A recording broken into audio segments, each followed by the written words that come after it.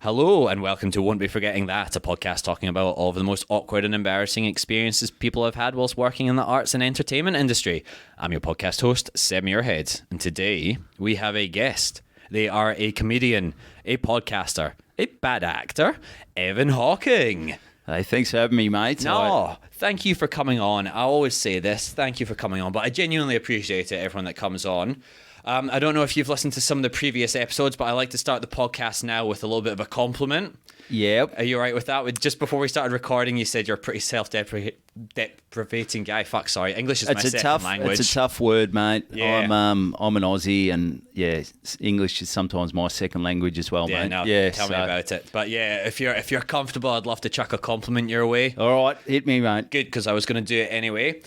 You've got an infinitely more fun and popular podcast than myself. Good Banter. Oh, I don't know about that, mate. Yeah, we're a niche sort of audience. We were sort of chatting before that there's so many podcasts these days. Podcasting's a nightmare, but it's also one of those things that nobody's asking us to do it, so I can't really complain about it that much. No, that's right. Yeah. So for me, it's just I get to catch up with my great mate Tom Siegert. Yeah. Who he does. I don't know who your sort of demographic is, but he does a character called the Suburban Footballer. Yeah. So he's killing it at all the football clubs around the place. That's exactly right. He's booked out, pretty much every Saturday for the football season. Yeah, that's amazing. So we catch up and just tell gig stories, just riff. It's just two mates catching up. But it's fucking easy to listen to. That's the thing. Sometimes like, people are like, you always have to listen to smart podcasts or like true crime podcasts. It's like sometimes I just want that podcast I can just have on. I don't need to concentrate to it a lot. I'm not learning anything, which maybe I should be, honestly. I think I'm just getting dumber with age and brain damage from stunts. But but yeah, it's just one of those podcasts you can just have on. You don't need to like fully be switched on with it. But you're like, fuck, this is just like, you're just a awkward third party, silent party to a conversation. It's just fucking nice to listen to sometimes. Yeah, and I do enjoy that because I know sometimes I'll listen to a case file or a podcast and I'll be 10 minutes in, I go, no, I've missed those details. I know, and I've got to go back to the start of the podcast. They keep mentioning someone. I was like, did they talk about this person already? I don't know who this is anymore. Oh, it's crazy. I feel like I should be taking notes. And I'm like that with books as well, Like I read one of Bob Franklin's books. I can't remember which one, but it wasn't until probably about 3 chapters in I realised that he was writing from the viewpoint that he was a woman, or something like that, or a different character. So I'm just hearing his voice, and I'm 3 chapters in, going, this isn't making any sense. And then I got to the start and I go, now I get it. No, fuck, you should have paid attention for these first 3 chapters. Thought this was all just filler. Yes, that's right. Just get to the good parts, Bob. Yeah. Honestly. Yeah. I will be honest, though, with the Good Banter podcast, I'm lost a little bit with a lot of the sporting references. Yep. Not such a big sporting person myself, but it's just one of those points where I'm like, it's just a bit fun to listen to.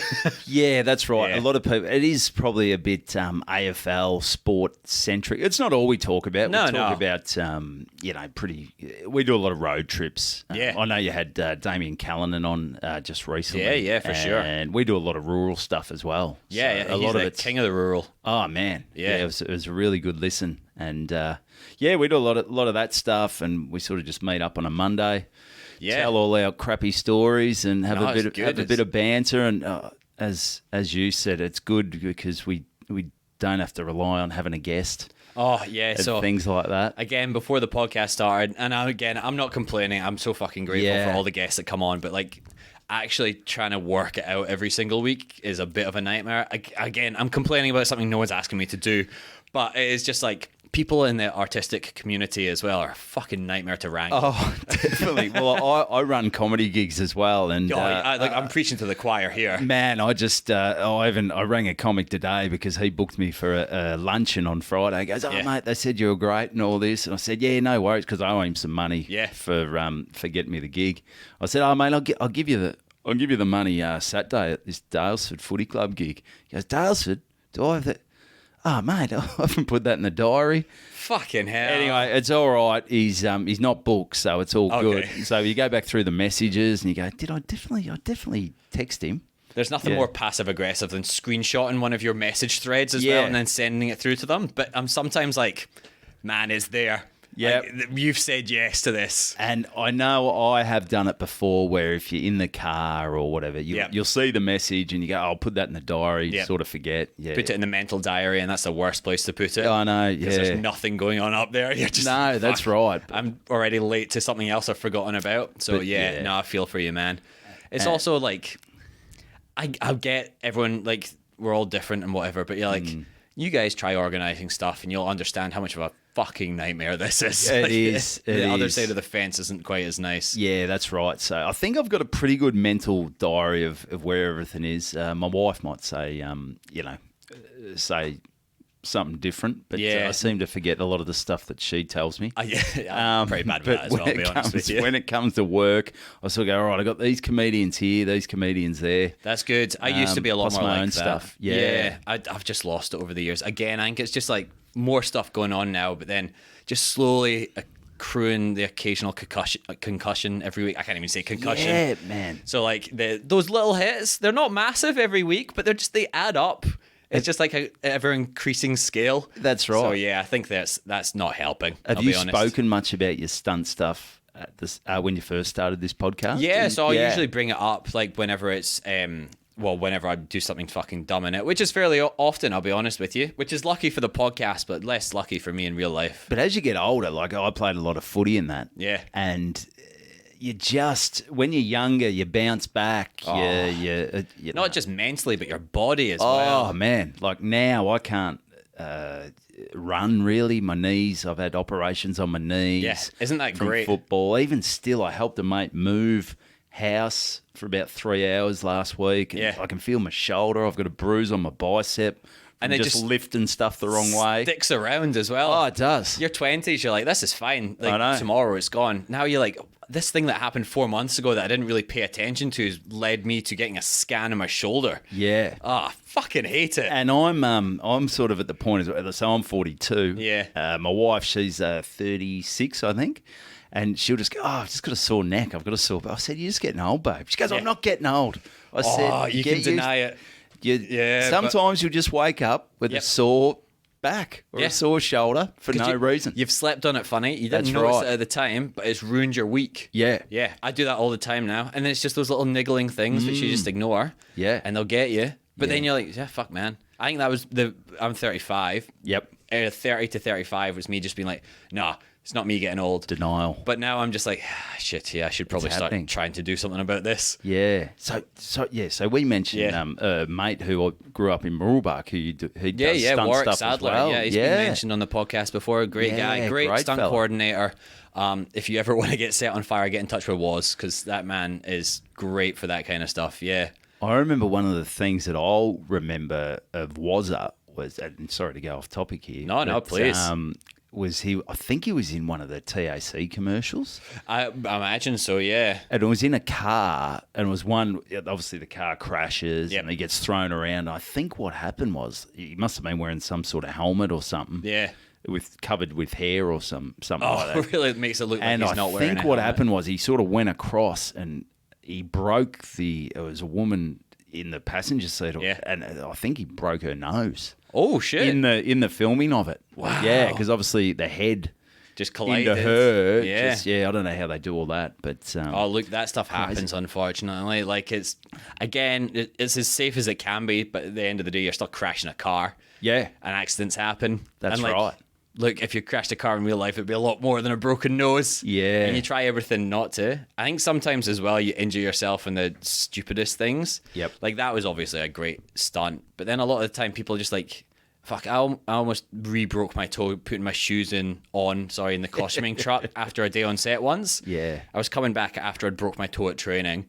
And I was putting on my shoes at the end of the day. And I talking to the, I think, wardrobe assistant, and just missed my shoe, just stuffed my toe directly down into the metal floor, and I was like, fuck, that might have re-broken that. Yeah. Didn't want to say anything, obviously, because I still had a few more days filming, and You know, it's like there's no sick days. No, Yeah. that's right. That's So right. It sucks, but Yeah. it's always the embarrassing. I don't have any cool stories of how I injured myself. No. It's always just the dumb little things. It is. It is. Yeah. So how's the body? How's the body now? It's not too bad, all things considered. Yeah. Look, ask me next week. It could be completely different. But this week, this exact day, I should say, it's all right. Yep. Yeah. Pretty Yeah, big great. weekend with training as well. And I'm not feeling too bad. Yeah. But again, Cold weather coming up though, mate. Yeah. That's when everything starts clicking and cracking. the little things as well, little niggling pain, so the fingers or toes don't wake up and they start Yeah. snapping. And not looking forward to that. I'll be honest with you. cool. Yeah, Yeah. very excited for that. Yeah, nice. Evan, I have my usual go-to questions with Cool. a lot of people in certain professions. So being a comedian yourself, I always have to ask about the corporate gigs. Yep. So a lot of the time, you might be the exception to this, but people kind of dread the football club gigs. Yes. But you and your partner Tom have made a bit of a home in the football club gigs, to be honest with you. Well, we grew up, myself, Tom, and a few the Nelson twins. Yeah. We grew up playing football. Yeah. So we sort of don't really dread them too much because you know how they work, you know how they operate. You know what you're going into. I think a lot of people are booked for them, especially early in their career from what I've heard, and they go in and they'll do their usual kind of stuff, which maybe works for like a indie Melbourne room. Yes. But maybe not so much for the football crowds. Yeah, and I do think, even now I'm a bit older, they do, when you are, and there's younger blokes in there who are a bit, bigger and whatever, you can sort of see how someone who has been playing sort of inner city, sort of Melbourne-ish kind of rooms, going out to suburban or a country sort of football club where everyone knows each other, pretty, what would you say? I mean, I think the footy clubs have gotten a lot better as far as a mix because they've got a lot of netballers, female footballers. Yeah. So a lot of them are great now. It's a real 50-50 split of girlfriends and wives and, Not just your scary, semi-concussed guys that are off their heads after a game. You can still get some of those clubs, but yeah. I think most of them they've sort of evolved a bit from that. Yeah, really sort of bloke-centric. Depending on the gigs you do, like there'll be, business, sponsors, presidents' luncheons and things like that. But I mean, that's usually older people. But sometimes they're worse as well, to be honest with you. They can be. They just don't shut up. Yeah. So, no, I don't mind them. I enjoy it. I've got, my brother played a little bit of AFL football, so I've sort of got jokes about him. Yeah, nice. Stuff that sort of relates. Yeah, so like that kind of is like this home for you, really, essentially. Do you have any other corporate gigs which really, like, do you do many other corporate gigs for a start? I don't do many corporate Yeah. things. They're probably a mix of a semi-corporate, but I've never really been handed, an email where they said, don't mention this, don't mention that. Yeah, like your big, like, end of year functions for, I don't know, like Bupa or something like that. You're like, you have to only talk about this. It has to be clean, whatever. I've done some smaller ones where it's, steer clear of, it's mainly sort of swearing, just tone the swearing down. Have they always been all right for you as well? Have any of them really stuck out? I've had, I did, I'll go to a few recent ones. Which, perfect. Which sucks because you kind of expect all of your embarrassing stuff to go out the way early on in the career, right? Like, the older you get, the longer you've been in it. Like, this should be getting easier, but... Well, I think you just realise that, a shit gig isn't far away. And a lot of the time, the more you do it, you realise it's something that a lot of the time it's the setup. Yep. It's the right. You just get booked for a gig it's impossible kind of thing in a way. If people don't know comedy's going to be there, and they get us like ambushed with comedy, you're not winning them over. No. Like, they want to talk, they want to have some free food, get some free drinks, and then you're getting up there telling everyone to shut up for half an hour and pay attention to you. You're already on the back foot. That's it. So anyway, I'll paint the picture. So last year, probably about a year ago, I did. I got booked to do the Shepherd and Greyhound Awards night. Obviously down in Shepparton there. That would make sense. Makes sense. It was Saturday night. Really great. There was for greyhound. I have mentioned the greyhounds on my podcast. Yeah. So, I'm probably not, dragging up anything new here, but the greyhounds is a little bit below the horse racing. In the tiers of it. In the tiers of maybe class and nostalgia. Yeah, or not right. nostalgia, but I don't know what word I'm trying to put there. But No, I get where you're coming from. yeah, Yeah. So I turned up though, and it was a classy. It was pretty classy for the Shepherd and Greyhounds. They had the professional photographer Stevie Johnson, who was a Geelong footballer. He was one of the guest speakers. And they had an MC, so... Oh, so they shelled out a little bit for the night then, Mate, they did. Yeah. They did. So I did that last year, and it went great. Nice. Went really well. You couldn't ask for anything more. Really good vibe. Oh, so you're coming expecting for exactly the same? So from that, Yep. I got booked to do the Warrnambool Greyhounds. Oh, okay. About maybe 5 weeks ago, maybe 5 or 6 weeks ago. So still pretty fresh. Still pretty fresh. Fresh in the memory, yeah. Yeah. But as I said, I'm going, I've done the Shepherd and Greyhounds. It's going to be a carbon copy Yeah. of down in Warrnambool this time. So it's a Friday night. I'll speak to the organiser, and she said, whatever time you want to get here. Yep. They'd put me up with some accommodation for the night down in Warrnambool. Nice. Good little Oh, very good little nice. resort down there. And so I had to do 30 minutes or something, like 20 to 30. Yeah. So I'm going in positive, and I'm sort of driving into the Warrnambool Greyhounds. I'm feeling this doesn't have the same sort of vibe as Okay. maybe Shepparton. I'm driving past some,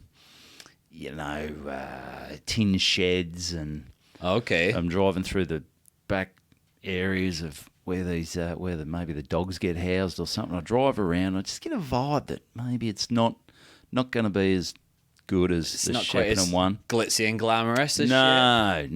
And there's a few blokes out the front having a dart. shit. Okay. And I think, "G'day, boys, how you going?" They go, "Yeah, good, mate. Yeah, you bloody..." Yeah. The entree was on. And you go, "Get in there, have some food, champ." I go, "No worries, mate. Good on you." No, getting fed, that's always Getting good. fed, that's good. And I walked in, and I don't know whether you've ever walked. I mean, acting's maybe a bit different, but sometimes as a comedian or a performer, you can walk into a room and the life can just get sucked out of you. Yeah, okay, I know that feeling. I've done a bit of live performance before. Yeah. You can tell when it's not going to go well from the get-go. I walked in, and MC was on stage, and there was everyone was there was a big wooden sort of dance floor, sort of inbuilt kind of thing. Oh, like right in the middle of the room. Right in the middle of the room, and everyone was seated around the dance floor. The MC wasn't even really in any spotlight or anything like that. Okay.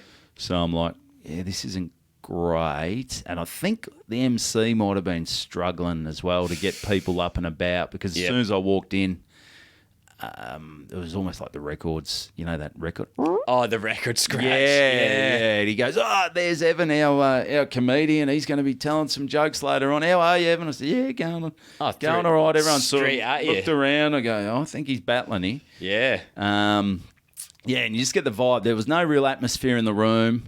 So I sat down, had a bit of entree, just chatting to a few people on the table. They had some other entertainment. Okay. So I don't know, Greyhound Awards night. What would you be thinking you'd want at a Greyhound? Look, if I had to guess, maybe a cover band. Cover band would be nice. Yeah. Some of the classic, maybe like a Bon Jovi cover band. Maybe something like that. Yeah. Because it's probably the demographics. Yeah. 50, 60 plus. Oh, you're not getting your 20-year-olds in there, yeah. No. So, all right. So you'd think maybe a cover band. Yeah. I mean, they had Stevie Johnson. Yeah. The Shepherd and Greyhounds. Oh, look, chuck in another football player, sports person, maybe a hometown hero. Hero in Warrnambool. I'm not sure not sure who they could get from down that way, but if they had anyone, yeah. Neighbouring towns would do. I think maybe Jonathan Brown, who played for Brisbane. There you go. He's sort of down that way, maybe. But no, they haven't gone with the cover band. Right. They haven't gone with the sports person. They've gone with two.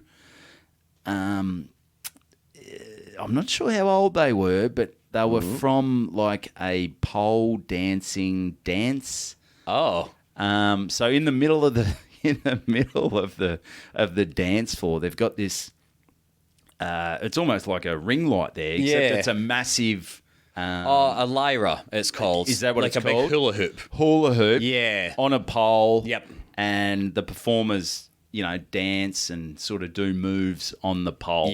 Yep. Yeah. So I'm thinking, I don't know if that's your Greyhound Awards night. I don't think The that's husband the and wife demographic. sitting there silently. The husband's trying not to look. The wife's judging. Yeah, and I think the girls, I sort of saw them, and I think they might have been overage, but they were definitely far looking. out, Jesus. Yeah, so I'm like, this is, I don't know who's booked this entertainment, but I reckon they've gone the wrong way here. Oh, Jesus, yeah, I think so. Jesus Christ. And I'm like, the girls came out, I felt so bad for them because, they're doing... They were doing fire breathing. Oh, yeah, nice. And one of the girls was, and they're doing like, where they do like almost a bit of acrobatics, where they're putting their legs over they're on the ground doing all these moves. It's got a name, doesn't it? Yeah, the contortion. Yeah, sort of like that.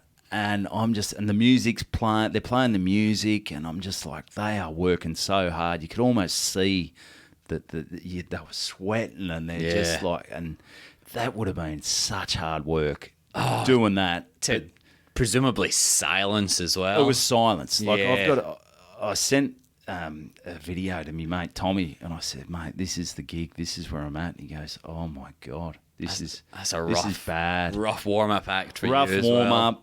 So I felt for the girls, and they must have done 20, 25 minutes. Fuck, that's impressive as well. And that stuff's amazing. Like, that stuff's so impressive.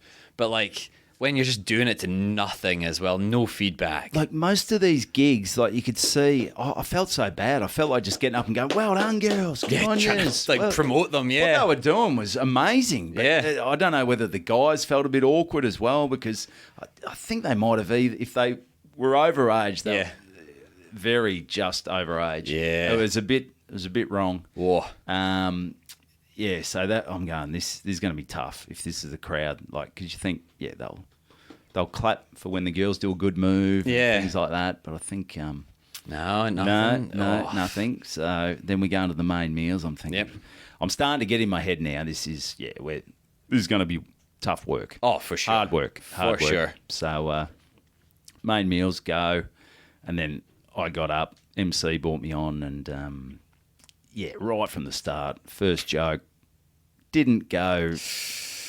Usual opener didn't go as well as what it usually does. All right, we're going to be battling here, and a few more jokes into it, and then start trying to chat to the crowd a bit, trying to get something. All right, what are you doing? Yeah, where are you guys from?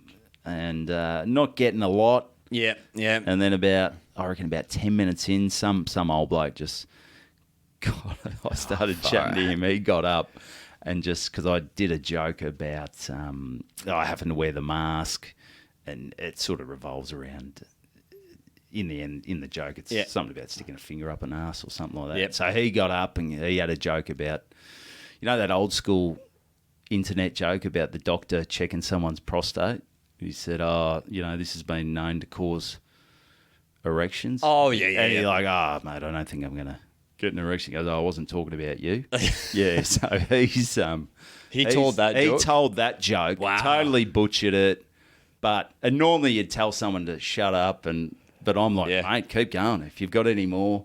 I kept just playing it up. Bring him up on stage. Come on, mate. Come on. You got a crisp 20 to finish this set off with me. Yeah. So I thought he was getting more laughs than me. So I just kept pumping him up a bit. And, I think I got to about maybe 27, 28 minutes. Yep. It was brutal. Sat down. And, normally years ago that would have killed me. Yeah. Well, it's nice being a bit older and being able to just, like, you're a good comedian. It's just maybe not the right room for you. Not the right room. I saw with the setup, and even when the girls were doing all those moves on that thing, the crowd weren't giving them anything. It was just tough. They were an old crowd. least that other old boy got some laughs. Yeah, he got some Yeah, laughs. good on him. As I said, at the end, he's like, sorry about that. I said, no stress. You get to a point where you're like, mate, I don't really care. Yeah. It was... You're not doing a showcase or anything like that. No. You're like, I've been paid. Yeah. This is what it is. That's right. Yeah. That's right. And maybe they can book him next year for the entertainment. I reckon they could. Get him to MC the whole thing. And but maybe go with the cover band next year. Rather than underage girls. Underage girls contorting on a pole. Yeah, I reckon that's a pretty good... For anyone listening as well, just stay away from any of that. Yeah. When in doubt, nah. Crazy. Yeah. Ridiculous. Just get a DJ. It's fine. That's right. So, that was probably the worst one that I've had recently. Yeah, right. Well, again, it's good because, like you were saying, like the start of the career, when that kind of stuff happens, it's just crushing, huh? Oh, and then you just spend, especially if you've got accommodation in that town afterwards, you go back there and you don't have any of your creature comforts, none of your friends are there, and you just sit alone in a hotel room being like, what am I doing? Should I just drive home now? Yeah. Like, I just want to leave. You're reminded, and then they're such small spaces or such small towns even that you're like, fuck, what happens if I bump into people tomorrow when I'm grabbing breakfast before I leave? Or yeah, it's rough. It's real rough, and it's lonely. With the comedy world as well, those are more recent gigs. Are there any gigs that really stuck out to you earlier on in the career? Earlier. One that probably haunted me and really scarred me for a while was a gig I did. I think I might have been 4 years in. Oh, yeah, you're getting a little bit confident by that stage, but there's still a lot that can knock you back. A little bit confident. Been doing footy clubs, so I got booked to do a reverse draw. Now, maybe no idea. For people who aren't in the football scene. Yeah. What a reverse draw is say there's a certain amount of tickets. You buy a ticket for, say, $50. Okay. There might be, say, 200 tickets. Yep. 200 tickets. Everyone buys $50 ticket. Sometimes they're 100. And they put 200 balls into a barrel. Yep. There's 200 numbers on a board. Oh, yep. And the last number drawn out wins... $10,000. Oh, so you don't want your number drawn, or like you want it drawn last anyway? Drawn last. Yeah. So, but I think for legal reasons they've got to draw out the first ball because technically, the first thing drawn out has to be the winner. So they grab the first ball out, they put that to the side. Oh, right. And then they pull out the rest of the numbers. Yep. And slowly, as the day goes on. It's free booze. For like 4 or 5 hours. Dangerous. So you're paying for free booze. Yep. You're paying for food, and you're paying for the chance to win $10,000. That's not a bad day. That's a good day. Yeah, good day. But slowly as people get more pissed and their number doesn't get drawn out. Yep. They don't really care about anything, so they're just going to. Make the most of the ticket and as you would drink as much as they can. Anyway, so it was a gig up in, I won't mention the club. So I turned up. I was meant to go on about maybe 3:30 to 4 o'clock. Okay, and it started at 12. Oh, that's not too bad. All right, that's all right. Yeah, that's all right. So, and. From reverse draws I've been to, that's the way they usually work. Yeah. They draw out all these numbers. Yep. And, the president's... Someone's always talking. Yep. So people are getting used to hearing people on a microphone. Yeah. Anyway, so I turned up at about maybe 2:30. Okay. 2:30. So they're 2.5 hours in. They're pretty pissed. Big room. And once again, it might have been 250 people or something like that. Yeah, geez, decent number, yeah. Yeah. And I'm chatting to... the organizer. I said, okay, so where are we at in the draw? How many numbers have you drawn out? Yeah. I said, no, we haven't drawn out any numbers. I said, you haven't drawn out? It's 2:30. I'm meant to be on at 3:30. Yeah. What time's the draw finish? Oh, yeah, the draw finishes at 4. I said, well, when are you going to start drawing out the numbers? I said, oh, no, we don't do it that way. What we do is we just draw out one number at the end. Oh, so it's just a draw. It's not just a reverse draw. Yeah, it's not a reverse draw, which I'm thinking... I said, so has anyone... And I get it's just mayhem. It's 2:30. Like, everyone's blind. I found out as well during the week, like one of the club legends has passed away. Oh, far so essentially, this is like a wake for him as well. Fuck, So yeah. I'm like, Jesus. So I'm like, they're 2.5 hours into boozing. I'm an hour from going on. I said, has anyone been on the microphone yet? They said, nah, no one's spoken. Oh, so they're just not expecting anything. They're not expecting anything. So I said, so is anyone going to get up and talk? Said, nah, we'll put you on at 3:30 to 4. I'll just bring you on. And I'm thinking, Jesus. And so I said to the president, I said, you've got to make sure you've got everyone's attention before you get me on. Otherwise, I'm dead in the water. It's not going to work. You've got to get their attention. Yeah. Goes, yeah, no worries. I'll get their attention. And what I found out as well is, so I'm on at 3:30 to 4 o'clock, and the free booze finishes at 4 o'clock. Oh, fucking hell. So this is not going to work. Everyone's going to go to the bar, give me 10 beers. And there's going to be a shit fight for like there's a shit fight. That's the least conducive thing to comedy. Oh, man. So I'm going, this isn't going to work. But you still got that thing in your head where I can make it work. So it gets to about bit before 3:30. I'm chatting to the president. I said, mate, just get their attention. Yeah. Because people are sitting down, but there's people mingling and chatting, and it's getting louder and louder. I said, if you can just get their attention, I'm half a chance. Yeah. So he gets up there. There's just all this background noise, just blokes. Blokes have got each other in a headlock by this stage. Perfect. Mate. And he goes, all right, welcome to the stage. Thanks for coming out. Welcome to the stage, Evan Hocking. And no one even looks like, no one shuts up. No. And he looked over at me. I said, mate, you're going to have to do better than that. I can't go up to that. Did he introduce you as a comedian, or did he just say your name? Introduced me as a comedian. Oh, okay, cool. But no one looked over. No. So I said, mate, have another crack at it. Yeah. You got to try and settle them down. I mean, that's good on you as well. A lot of people would have just walked out and tried their best. And that's the thing. The more shitty gigs you do, the more you experience. Yeah. Yeah, so you see what works and what doesn't. So he had another crack at it, and maybe, the front people who were sitting down sort of settled down a bit. But I said, all right, this is it. I just sort of, bit the thing out of the grenade and thought, I'll go jump on it. Threw yourself on it, Threw it up there, and I ended up at one point, it was a cordless mic. I'd seen... Yeah. Some comedians, Brad Oakes sort of go into the crowd sometimes to try and get a bit. So I tried a bit of that, but it was just, it was hard work. It was so bad. That sounds like mayhem. Oh, it was a nightmare. And at one point, I did a bit of crowd work, and that didn't go well. I ended up just coming off like an arsehole. Fuck, that's a fine line sometimes as well, but man, that's brutal. So... yeah, my wife at the time, my girlfriend at the time, who's my wife now, she was studying, living in Ballarat because she was studying up there. And I remember just going back after, and I was low as shark shit. Yeah. I'm like, oh, mate, that was bad. It could have been worse. She could have been there. She could have been there to see it. It can always be worse. Oh, that's right. Yeah. So but that's brutal. It's points like that.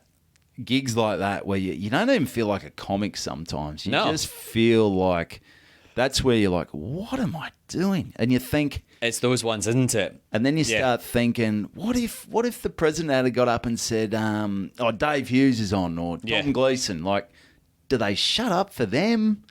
How do they go? You start playing that in your head. You know? But, I don't know, you've got into acting a bit yourself as well recently, hey? Yeah. They always say, you've got your 3 auditions that you do. You've got your one driving to the audition, you've got your one at the audition, and then you've got the one that you do in the car on the way home. Yeah. Is it the same with comedy? You're driving back and you're like, I could have done this. I should have got him to, I don't know, turn all the lights off and kill the music 10 minutes beforehand. Or Definitely. It's all the stuff you could have done afterwards, which is the real fucking kicker. I always think, what could I have done to make that better? What could I have done? And also, what would have... you see people who are great at some of those shittier gigs, like a Dave O'Neill or a Des Dowling, or sometimes a Brad Oakes, where you go, what would have they done? Yeah. Like guys who and women as well who are more Yeah. experienced. Yeah, but that's it as well, isn't it? That's the experience that they have as well. And like Dave O'Neill has the name behind him and people recognize him from stuff. Oaksy's been doing it for a million years. But also, you do just realise that sometimes it does not matter who you are. Because I've seen Hughesy. It was another reverse draw. Yeah, all right. I was emceeing this Epping Footy Club. Yep. And I did a few jokes. I brought Hughesy on. And at first it was a bit like Hughesy, yeah. But then a few, even Hughesy was like, I've been on TV, respect me, you know. Did that go down well? Oh, No. it was laugh. Even they didn't give a shit. No. They It's like didn't care. sometimes you just don't need the entertainment. Like, I know Nah. you've got it in the budget. Yeah. Just put that towards something else. It's something to try. Again, that cover band, man. They're Yeah. just waiting to get that phone call. That's me- what they're there for. Mate, I'll do it, but keep booking comedians. I won't say Oh, don't for sure. book 'em, Sorry, but yeah. let us decide on because I've got a reverse draw this week I do. coming up. You can come back on the podcast next week and tell me about that Yeah, one. that's right. So it just sometimes it's the time you come on. Yep. You know, sometimes if a mic starts stuffing up and they miss your punchlines. Yep. It's all timing. It's all set up. If you don't realize how like you can hear yourself well from the stage, but maybe like fifth row back can't hear you as well, Yeah. and you're like, Yeah. man, it's also a real tough one. Just that background noise, but Yeah. So that one scarred me for a while because it was early. I was getting paid pretty well.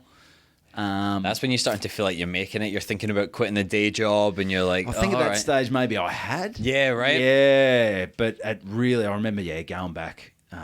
Yeah. Back to Ballarat where my wife was living, and she was my girlfriend then. And geez, I was low.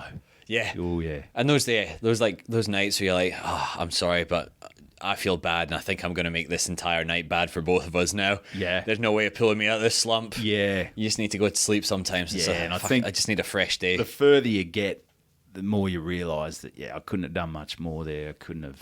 Yeah. Yeah.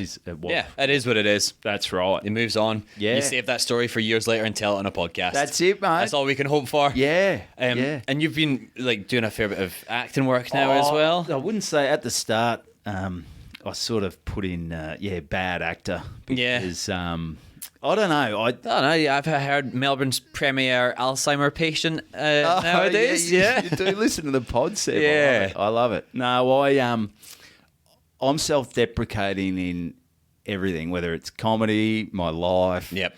My football career, my acting career. I do not consider myself as part of the arts at all. Which is so funny because you've got people from the outside being like, fuck, man, he's doing so well. I'd love to be doing what he's doing. And then, you're sitting in your own position being like, oh, man. Nah, don't do this. Don't be where I am. I just consider myself as just a bloke having a crack. Yeah. I never did any acting lessons or anything like that. Like you've saved your money in that respect a lot of the time. I'll be honest done a with few you. acting lessons. I went to acting school. Yeah. Whereabouts? In Edinburgh. So I'm from Edinburgh originally. Went to Edinburgh great. Acting School. And look, great. Learned a load of stuff. But I tell you what, like a lot of it was just pain to be told you're shit. Yeah. I can get told that for free. Thank you very much. That's right. Every audition I do, I'm leaving. I'm like, cool, man. At least I didn't pay for that. I mean, I paid for the parking there, or I paid for like everything's self tapes now. You mentioned the ring light earlier. Like everything's self tapes at home now. And just a quick, how long? I say you look at your email. Yeah. This is always. I want to talk to more actors who are a bit more. Because I probably went with my acting. It started as extra stuff. Oh, that in itself is a fuck. I mean, if you have any stories from there, I'd love to hear them. But when I moved to Australia, because I studied theatre acting in Scotland, so I wanted to learn a bit of TV and film. So I did extras work for maybe 2 years here when I first got here. Fuck, extras work is something else. Man, that was just brutal. Yeah, it is, isn't it? You're treated worse than the furniture. Oh, yeah. It is like if there was a dog shit on the ground, I reckon sometimes that would get treated better. Well, because that's part of props. And that's like, it needs to be seen on camera. If you're an extra, you better not fucking step on that dog shit, otherwise you're getting sent home. Oh, it's crazy. So I think, I'm not sure how far along I was till I got to the point where I'm like, I am not doing extra shit.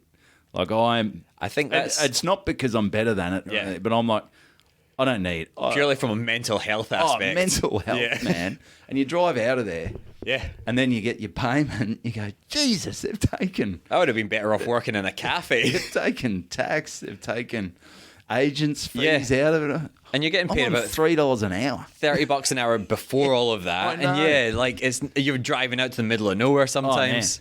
Yeah. It's crazy. Yeah, so... And God bless extras. Like, thanks you so couldn't much. make TV shows or films without them, but like, Yeah. some of them are just the strangest human beings you'll ever meet in your Oh, they're weird. And the thing... And I must admit, it was good to see how stuff works. I think that's is a good learning experience for that, right? Yeah. Like if you pay attention, you see how a TV show or a film works. Yes. And if you're not one of those people, you're just trying to stuff as much free food into your costume pockets as possible. That's right. Or maybe see if... Because you see some people like, there's an actor who... Yeah. And they're like... Oh. And they're like...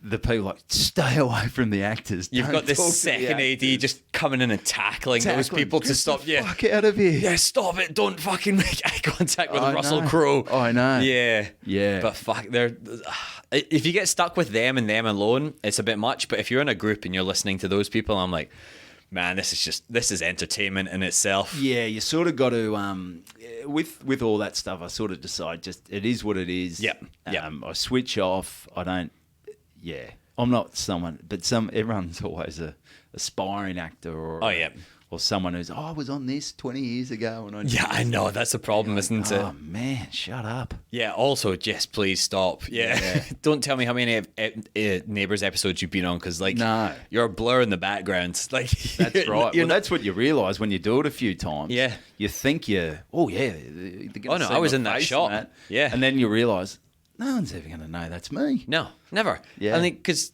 you as a person can see at all different depths of field. The camera's set to one depth on the beautiful people in the front. Yeah. And then all the extras are just shapes in the background, man. That's right. They're just wearing their own clothes for the day.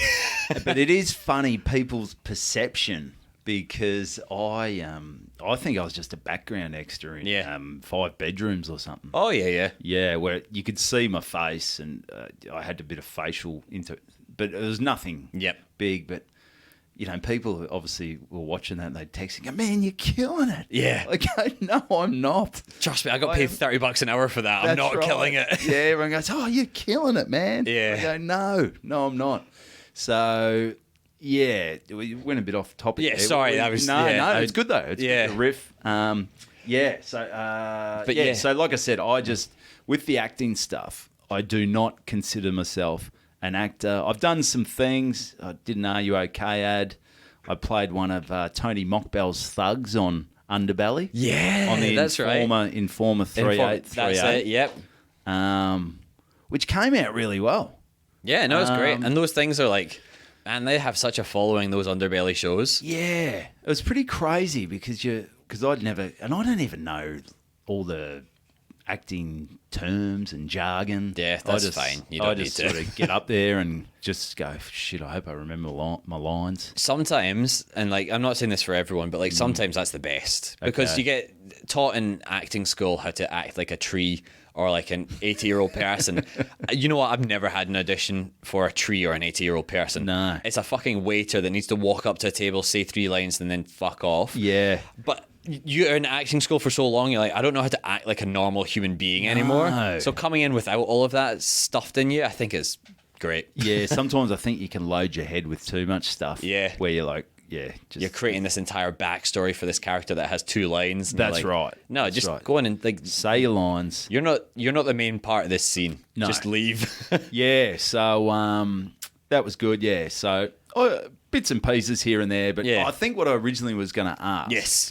Was so I see you've got your ring light there, which I've only just purchased one of those. So yeah, great. A lot of my $50 investment right there. Yeah. So some of the videos I send in, they must go, who is this amateur? So it's no wonder I don't get anything. I don't know. I personally haven't seen any of your auditions, obviously, but I have seen some friends' auditions that are starting out, and I mean this in such a loving way. A lot of stunt performers aren't very good actors, but they get asked to auditions for things because they can do the physical part of it. Yep. But they show me some of their auditions, and I'm like, please come around to my house. We will refilm this just now because you Yep. cannot send that in like that. Yeah, okay. Yeah, as long as you're standing against a plain wall. Yeah, do the white wall. Yeah, that's fine. Like, Yeah. that's all you need. If you're like, you're not walking down the street with selfie mode on, trying to film it on a train or something like that. Yeah. no. You So- see a bit of things like that, though, I'll be Yeah. honest. So what would your process be from, all right, Yep. you've got an audition, the Yep. emails come in from your agent, you've got to do the chat to camera, Yep. you've got to do the photos, Yep. and then if it's not too difficult, how long do you reckon that takes you to put together? If it's for like a TV commercial, half an hour. Yeah, okay, Yep. yep. If it's for a proper film or a TV show, I'll probably look up the director and see what they've done Okay. before, see what kind of style they're Cool, after. cool. If it's a really thick thing, then I'll need to read the full script. Yeah. Otherwise, a lot of the time you don't get that. Yeah. So you just go over the role a few times. That maybe like an hour or two. Okay. Yeah, because then you've got a lot more lines and stuff to learn. TV commercial auditions, I talk about this every week on the podcast, Yep. are the most fucking ridiculous things that you'll ever man. do. Yeah. Have you Crazy. done a fair few of them now then? Yeah, I've done a few. Yeah, Yeah, like they want you to imagine you're flying on a dragon and then doing a triple backflip off and Yeah. landing on top of a unicorn, and you're like, I'm just standing in front of a plain white wall Man. with nothing to go off of. No. And you're like, I just feel like such a dickhead. I Yeah. swear to God, some of them are like hidden camera shows. Oh. They just get them all in, and some really rich people just pay to see people make a dickhead of themselves. Yeah. Well, I remember one of them, I'd sort of do a joke in my stand-up, just obviously self-deprecating in Yeah. my acting. I think I was meant to be eating a burger, so it might have been, I don't know if it was one of those takeaway. Oh, yeah. Yeah, but so I went in there and the casting director actually gave me a piece of bread to try and make it a bit more realistic. And this was in the room as well, This so was it's in not the- self-tape. It No, this in was person. before COVID. Yep. Before it was all self-tapes. Yep. So I've gone in there and, she goes, oh, yeah, here's a bit of bread. And she had all these loaves of bread near her. Yep. Oh, man, like surely she's got to, or they, if they're doing that, have to get to a point and go, what am I doing with my life? Oh, I think doing all that it's. stuff. I've had people on from casting on this before as well, and they're like, "Yeah, man, like we get the briefs through. We have nothing to do with them. Like we feel bad for you guys as well. We're always so thankful you come in.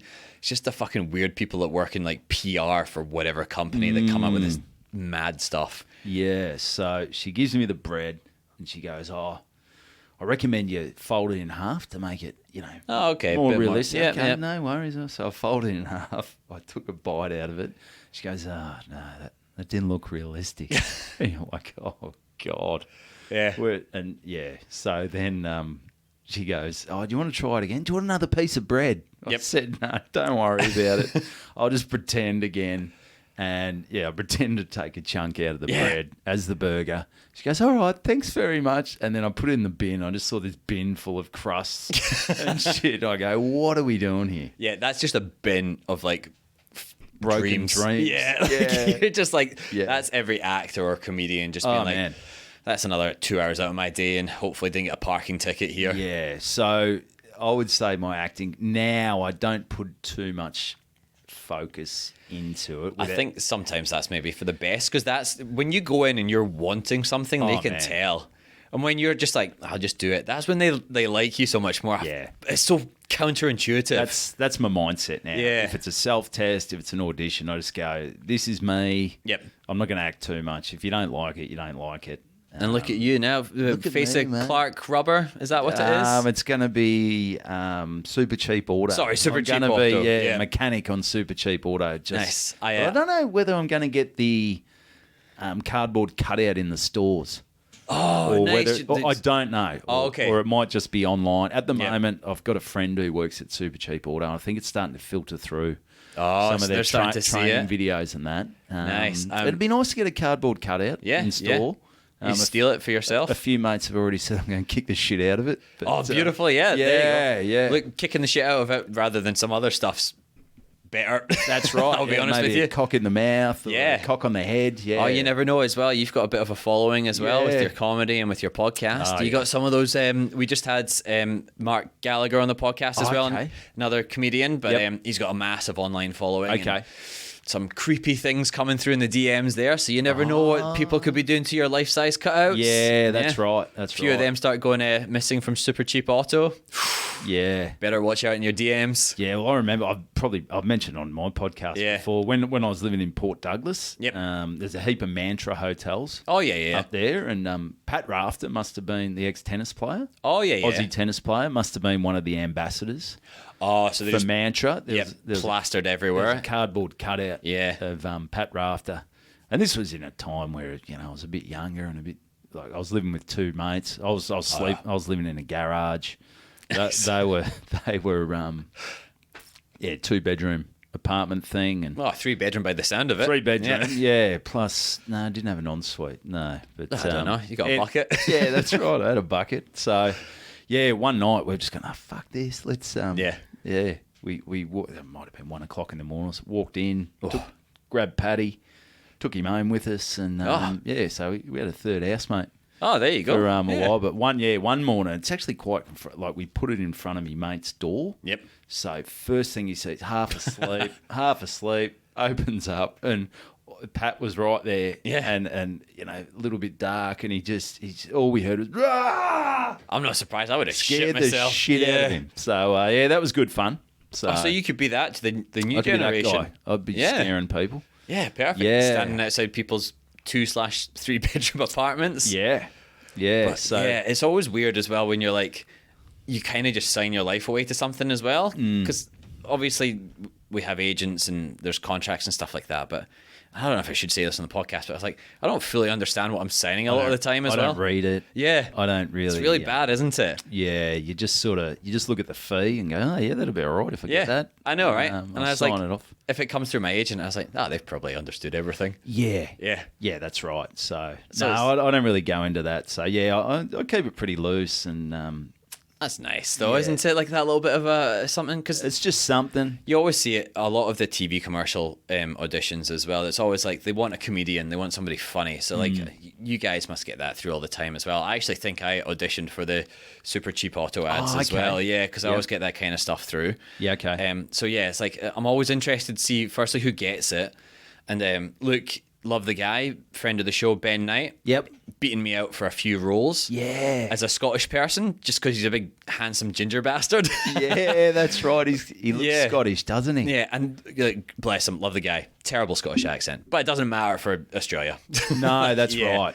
That's right. And then, there you go. Yeah, and I went and saw The Fall Guy just recently. Yeah, same. Man, amazing. Big. Yeah, like one of the main roles in it. Fantastic stuff. And like, again, working in stunts, that all shot up in Sydney. So many friends in it as well, so it's so nice to see all that stuff. That's good. Yeah. I think the other thing that's good for me is I don't watch that many movies, and you know how sometimes you've probably got actors who are like heroes to you, something like that. You're fucking terrified to step on set with. That's right. Yeah. Whereas I never really because I did something with on Fires with Sam Worthington. Oh, nice. Yeah. Yeah, and I was sort of going, Sam Worthington, it was during COVID. He was filming. He was living up in Sydney, but he was over here for filming this Fires thing. Yeah, ABC, SBS. It was on ABC. ABC, that's right. Yeah. ABC, yeah. So it might have been back in 2021, I think. Yeah. And you don't sort of realise. I said, Sam Worthington, he's pretty big. Yeah. Like he must. What would his net worth be? It must be. 10 million or something. And I looked at it, it's like 35 million. Yeah.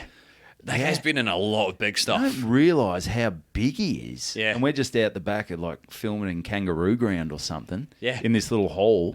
And look, I love the ABC, but not the most glamorous film sets as well. Oh, man. That budget's not really there for them. It was during winter. And brutal. I remember just, this might lead into something, because I sort of put my foot into it. I tried to be funny, and he sort of just gave me this look. Oh, what are we at? No, we're all good. Yeah, no, okay, sorry. Yeah. I'm always just checking a little bit of a peek behind the curtain as well. I always just check this thing's still recording. Oh. I have such anxiety, it's just stopped sometime. I panic as well. Yeah. I do it with Tom, obviously, and peek behind the curtain with us. He does nothing. I do all the sound. I do all this. You go, come on, are we doing it? What's going on? It sounds like it from what you guys talk about, but yeah. You're in charge of editing and everything. That's it. Yeah. How much fun is that as well? Fuck. Well, we're pretty good now. We sort of just, we don't really have to edit much out. Nice. We make it as easy as we can. Yep. So no real editing. It's just syncing up Yeah. Sorry, we're talking podcasting. No, you're fine. No, that's good. But, syncing up the video and all that kind of stuff. Yeah. It's a lot of it's uploading. Yeah, that's the thing. isn't it? And Yeah. filling out the little thing every week as well, all the description and stuff. Yeah. Yeah, go, what do we talk about? Again, this is us complaining about things that nobody's asked us to do. No one cares. But yeah, No one sorry, cares. you're saying So you're Sam Worthington. Joe and- bombed with them. Yeah. Yeah, so I was on set, I think it was 7 days all up. Yeah, right. And so you're starting to, and for the first few days, Sam, he was sort of really in, you don't realise, like, he had a big role and he's a very serious actor. So he's maybe, and he doesn't have to talk to any of us. No. Like, we had some lines and whatever. But he sort of was staying to himself, which is fair enough. Yeah. But, we thought, come on, loosen up, Sammy. What's going on, mate? Chill out, brother. Yeah. Trying to crack a couple of jokes. I mean, comedians in your bio, mate. You'll be making them laugh. Yeah. So the first few days, he wasn't really chatting to anyone. And my on-screen wife, who, she's a ripper, she said, stuff this. I'm going to just go start talking to him. Oh, yeah? Yeah, because we weren't hanging out with the extras and that because we all had speaking parts. Yeah. And you don't have to hang out with them if you don't have to. No. Right. Big hello to any extras out there. Yeah, no, shout Stop out to you being guys. weird. Yeah, please, please. Stop being weird. Then we would talk to you. Yeah, that's right. So, But until then, please don't talk to us. Yeah, so I don't know. So my on-screen wife, Amanda. Yep. She said, stuff, I'm just going to go chat to Sammy. And so she started chatting to him. He really dropped his guard down and was really having a great chat. Nice. He was talking about when he first moved to LA and before he got Avatar. But like, you forget that guy's been in the largest grossing film in the world. Man. Ever. And he was sort of a no-name over there before that came on. So he went over with, so there were three of them. He went over with two mates, and I think they were that low on cash. Like only two of them each night could stay in a hotel. The other one had to sleep in their car. Oh, brutal. Man, so he's telling us, it's just amazing. Yeah. Amazing. So he really loosened up and he started sharing a bit of acting knowledge. And it's because you could see him before a take. Yeah. Like really getting his own head. Yeah. Like, so if you had to do something where he was serious, he's like, he's pacing around and he's Fires was tensing up. pretty full on as well, right? Yeah. It was all about the fires over Christmas in 2000 up sort of Marimbula. Black Friday fires. Yeah. The ones. Was it those ones? What? Yeah. It wasn't. It was the ones on the New Year's. Yeah. Around the New Year's about 4 years ago. Yep. That was pretty full on. Yeah. And he wanted to obviously do a great job. Of course, yeah. Yeah. So he's getting in tents and all this, and he goes in and he was sort of, there was a bit of tensions at certain points. Not tension, but he was sort of saying stuff to the director, and so yeah. So but he loosened up great, and really great guy. Yeah. Really great guy. And maybe on the fifth day or something, in one of the scenes, there's meant to be this fire that's going to engulf this community hall. Yeah. Where we're all staying. So everyone's scared, and one of the other actors was talking about when he was on some family holiday years and years ago. He said, we're on this family holiday, and we ran outside. We had all the cricket gear, and we were going to just play a bit of cricket on the oval, but we were just hit by this wall of like heat, like this fire was just over there. It was this heat. It was just like, it was 100 degrees. Oh, shit. And Sam's like, he's soaking this all up. Yeah. And like, he's getting real serious. And he's like, okay, because we just had this scene coming up. And he goes, all right. So he's chatting to this other actor. He goes, all right. So, you're there. You run outside. You've got the cricket gear. You run outside and you're hit by this wall of heat. It's like 100 degrees. And he said to this other actor, he goes, what did you feel like doing? Yeah. And I just chipped in and said, definitely batting. Oh, he just looked over and gone, you could see in his face, he's just like, you fucking idiot. Did he say anything, or was it just that stare? It was just the look. Oh, it was just the look. Fuck. Yeah. So I think things were going all right, but after that, I think Sammy's like, chill out, brother. Yeah. Stay in your lane, mate. But I thought that was funny. I thought that was a good joke. You know what? It is. It is. It is a good joke. And I can understand why he's maybe trying to get in his own space with it. But I say, Sam, if you're listening, just let Evan know. It was funny. It was maybe funny, not the best time, but funny joke. It was funny. And a few other people go, whew, Jesus. Did anyone mention it afterwards? A couple of people go, sort of. But it's funny. Like, it's only, it was all good. Oh, yeah, again, it is what it is. And like I said, I don't really care. It's not like he was my hero or anything. I'm like, I can't believe I did that. You just come out of Avatar 2. I just went for the joke. Yeah. Yeah. Well, you saw an opening. Yeah, perfect. That's it. Did anyone laugh, or was it just complete silence? A few people laughed. Yeah, nice. Yeah. Well, at least somebody, or some people got it. Yeah, so that was perfect. all right. That's pretty brutal, though. It was pretty brutal, when the main, $35 million Hollywood star looks over like, you dickhead. Yeah. Yeah. That little laugh would have made the day, though, wouldn't it? Yeah, Fuck. just that little one. I'll take that. Yeah. I'll take that. So, yeah. Maybe next time.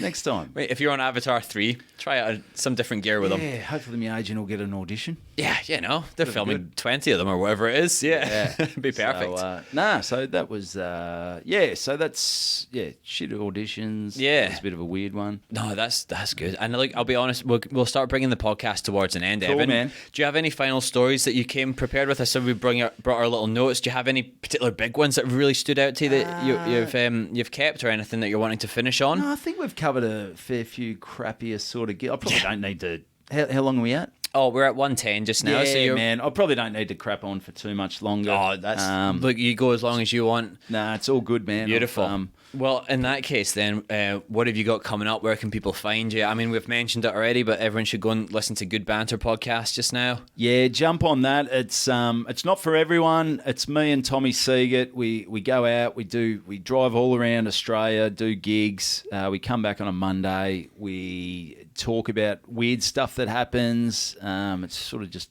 two guys having a chat, talking about.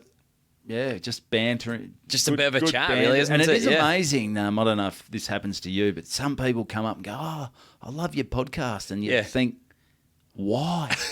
I'm amazed if people listen, to be honest with you. I'm like, what do you mean you listen? That's insane. Crazy. Yeah. And it's like, sometimes it's some women who are like maybe 50, 60. Yeah.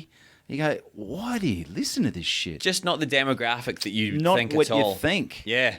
But, I mean, like, you do have some great stories. And at time of recording, I think it's the most recent episode where you were dealing with somebody. And it's not a good story. Like, it's not a good I did have ending. to edit. I had to edit out that. Yeah, well. Because we said the name. Anyone listening, go and listen to the, I don't know. West Australian debacle. That's it, yeah. Listen to that. It's a real thrill ride. It made me a bit upset, but fuck, it was interesting to listen. That was almost like a true crime podcast, I'll be honest with you. Oh, there's a bit going on. Essentially, I'll paint the picture. It's comedians deal with... Tommy had to go interstate for a gig. Yep. He's moved all these over about 6 months. He had a gig locked in through Facebook Messenger. Yep. Locked in, good to go, and then about a month out, the person running the gig said, "Oh, can you send through?" He'd already sent details through about the. Can you send through some artwork so we can start promoting? And when you get a month out, you've had 6 months to start promoting. You start going, this isn't good. Anyway, long story short, it didn't end up great. No, it did not end well for anyone involved. And that is one of the issues you deal with. As I said, I don't consider myself working in the arts, but sometimes when you do, people don't think it's a real job. They don't realise you make brutal part of it. It's when you're getting perpetually put on hold for things, and then guess what? We don't get paid to be put on hold. That's it. Yeah, or not at our level anyway. Yeah, maybe that's at your Sam Worthington levels, but no. So so Tommy was out of pocket. He missed money for other gigs he could have taken. Yeah. But have a listen to it. Good Banter podcast. Again, not a good story, but a great story. Like it's as you say, a peek behind the curtain. Yeah, it is, isn't it? So please, if you're booking people, let's just give them a deposit. Give them a deposit. That's right. Even better, put the gig on. That's it. Yeah, that'd be preferable. Yeah. But then, as well as the socials as well, where can people find you? Get on Evan Hocking on Instagram. Yep. I'm on YouTube. I've started putting clips up. I'm not doing. I think a lot of the comics you have on here do a lot of the festivals. I don't do the festivals as much. It's more. That's fair enough.